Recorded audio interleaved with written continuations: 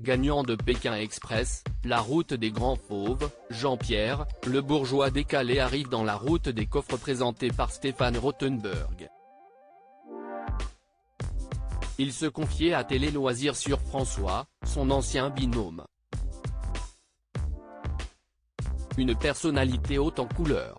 Ce lundi 31 juillet, M6 propose un nouveau numéro de son jeu estival La Route des Coffres, lors duquel 3 binômes s'affrontent pour tenter d'ajouter 3000 € à leur cagnotte et échapper à l'élimination. Natalia et Julien, Nassima et Noam et les derniers arrivés, Jérôme et Jean-Pierre. Ce dernier est loin d'être un inconnu puisqu'il a remporté l'édition La Route des Grands Fauves de Pékin Express en 2011 en compagnie de son complice, François, avec qui il formait le tandem des bourgeois décalés. L'année suivante, ils avaient même participé ensemble à une nouvelle édition du programme. S'il n'était pas partant pour rempiler une 3e fois au jeu d'aventure également présenté par Stéphane Rothenberg, cet architecte d'intérieur de profession a accepté de sillonner la France en camping-car pour remporter le titre de chasseur de trésors. Mais surprise, il a choisi de partir sans son ancien acolyte.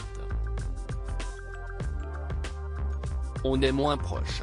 Jean-Pierre à propos de son ancien binôme de Pékin Express à l'occasion d'une interview accordée à Télé Loisirs, Jean-Pierre révèle la raison pour laquelle il n'est pas parti avec son binôme de Pékin Express.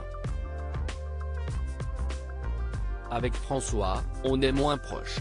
La vie a fait que l'on se voit moins. Pékin, ça fait plus de 10 ans donc il sait ne passe des choses. Les affaires évoluent, les enfants grandissent. On a chacun évolué de notre côté. Et d'ajouter, je ne me voyais pas repartir avec François. J'ai trouvé que c'était intéressant de créer un nouveau binôme pour écrire autre chose. Par ailleurs, le quinquagénaire qui habite entre Pau et Biarritz ne tarit pas d'éloges sur son nouvel acolyte qu'il décrit comme un sportif de haut niveau avec une culture générale de fou et le même humour. Jean-Pierre et François, les bourgeois décalés de Pékin Express sont-ils encore en contact? S'ils se sont éloignés, Jean-Pierre et François sont malgré tout restés en contact comme nous le confie le participant de la route des coffres. On s'est écrit récemment. À nos âges, on a parfois des moins bonnes nouvelles et donc on a la délicatesse de s'envoyer des messages quand un malheur nous arrive, explique-t-il. Au-delà de leur personnalité atypique, le tandem avait marqué le programme en faisant don de sa cagnotte à une famille de locaux rencontrés lors de leur voyage.